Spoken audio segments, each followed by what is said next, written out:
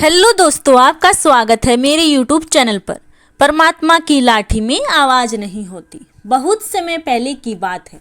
एक गांव में राम नाम का एक व्यक्ति रहता था।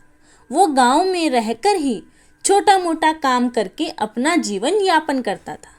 राम भगवान पर बहुत विश्वास रखता था। गांव में जब भी किसी के साथ कुछ अच्छा होता तो वो मंदिर जाकर भगवान से हमेशा उस चीज़ के लिए धन्यवाद बोलता। लेकिन गांव में जब कभी किसी के साथ कुछ बुरा होता तो वो भगवान के सामने जाकर उनसे सवाल करने लगता। सवाल करने के बाद वो अक्सर ये बोलता कि भगवान, आपने उनके साथ अच्छा नहीं किया। अगर आपकी जगह मैं होता तो सब कुछ ठीक कर देता। राम के सवाल करने की इस आदत से तंग आकर एक दिन भगवान उसके सामने प्रकट हो गए। उन्हें देखकर राम आश्चर्य से भर गया। भगवान बोले, राम, तुम हमेशा किसी का बुरा होने पर मेरे पास आकर मुझसे सवाल करने लगते हो और ये सोचते हो कि अगर तुम मेरी जगह होते तो सब कुछ सही होता। ऐसा तुम सोचते हो, ये सब इतना आसान नहीं है। मुझे हर किसी के लिए सही व्यवस्था करनी पड़ती है। एक जगह पर खड़े रहकर धैर्य से लोगों की प्रार्थनाएं, सुख दुख, गुस्सा, ये सब सुनना और किसे क्या देना है या किसी क्या लेना है, ये सब तय करना आसान नहीं होता। राम बोला, प्रभु, आपका काम तो आसान ही है। आपकी तरह मैं भी दिन भर धैर्य के साथ एक जगह पर खड़े रहकर ये सब कर सकता हूँ। राम की बात सुनकर भगवान बोले, ठीक है, अगर तुम्हें लगता है कि तुम ये सब कर पाओगे तो आज पूरे दिन मेरी जगह खड़े रहकर तुम मेरी जिंदगी जियो। लेकिन एक बात का ध्यान रखना, मंदिर में हर कोई अपनी इच्छा के अनुसार कुछ ना कुछ मांगेगा। कुछ अच्छा बोलेंगे तो कुछ बुरा।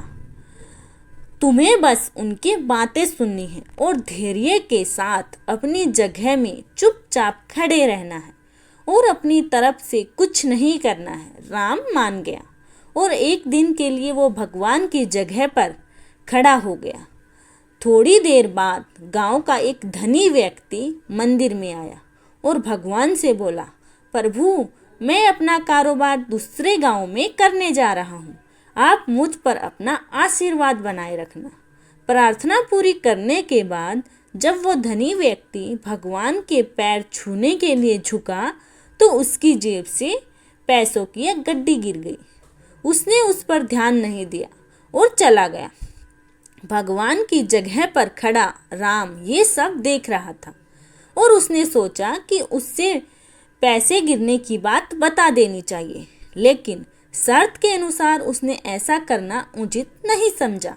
उसके जाने के तुरंत बाद मंदिर में एक गरीब व्यक्ति आया और उसने भगवान से कहा, प्रभु, गरीबी के कारण मेरे परिवार को 2 वक्त की रोटी मिलना भी बहुत मुश्किल हो गया है और ऐसे में मेरी माँ भी बीमार हो गई है।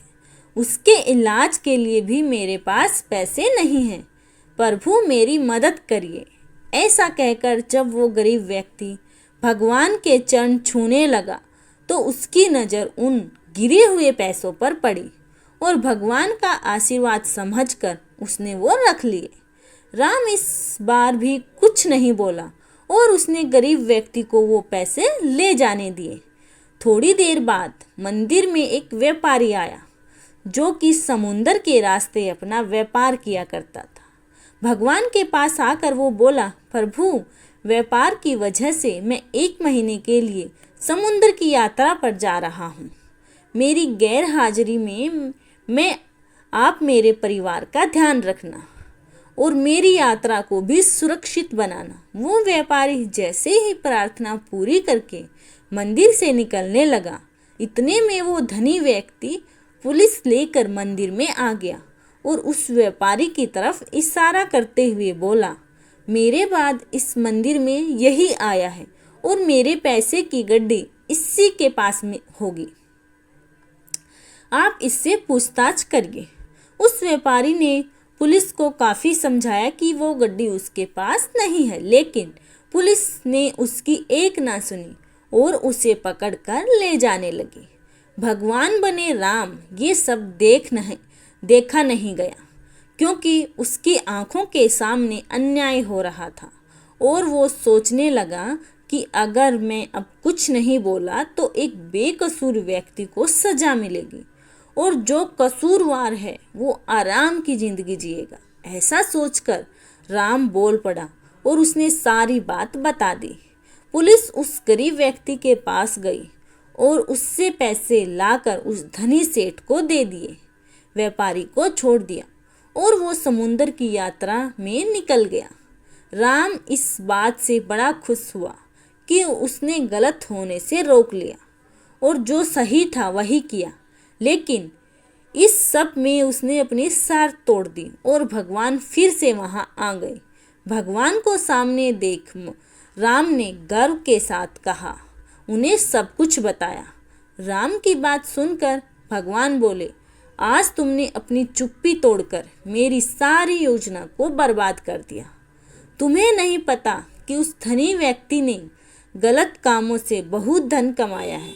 यदि उसमें से थोड़ा धन उस गरीब की मदद में लग जाता तो उस धनी व्यक्ति के पाप कम होते, और वही तुमने उस व्यापारी को समुद्र की यात्रा पर भेज दिया, जबकि कल समुद्र में तूफान आने वाला है जिसमें उस व्यापारी का जहाज डूब जाएगा और वो जीवित नहीं लौट पाएगा। अगर पुलिस उसे ले जाती तो वो समुद्र यात्रा में नहीं जा पाता और उसकी जान बच पाती। वही दूसरी तरफ वो गरीब व्यक्ति उन पैसों से अपनी माँ का इलाज करा लेता, लेकिन अब वो जेल में बंद है जिसकी वजह से उसकी माँ का इलाज नहीं हो पाएगा और वो दुनिया से चल बसेगी। उसका परिवार अब और भी बदतर जिंदगी जीने पर मजबूर हो जाएगा। तुमने सब ठीक करने के चक्कर में सब कुछ बिगाड़ दिया।